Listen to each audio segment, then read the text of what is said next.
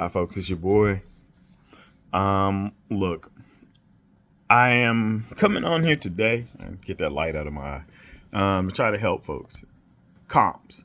When you are trying to sell real estate and you're considering comps, a comp, you have to understand what it is. A comp is not whatever property you can find and whatever price you can find. No, first you have to find similar properties to yours. So find something as close to yours as possible. All right. That's sold, not that someone listed and tried to sell, but it never did. If someone lists a property for a price and it doesn't sell, that is not a comp. That actually tells you what the market doesn't want, right? It doesn't want it at that price because no one bought it. All right. So when you have a property and you want to sell it, look for properties that are very similar to yours. And if you can't find one that's exactly like yours, which you won't, you have to either add or subtract. So if you have a property, let's say you have a property that is an acre lot and the closest property similar to yours is an acre and a half.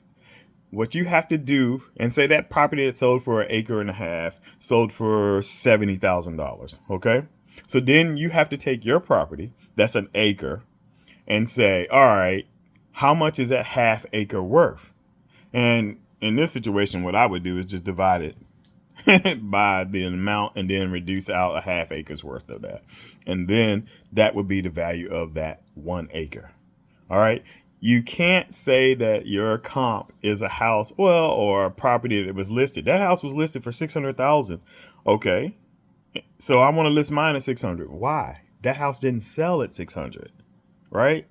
If it sold at 600, then you can list yours at 600 or more, depending on if you made upgrades that they didn't make. Right. But if a house is listed but never sold at that price, that is not your comp. That's probably one of the hardest things that I find with sellers.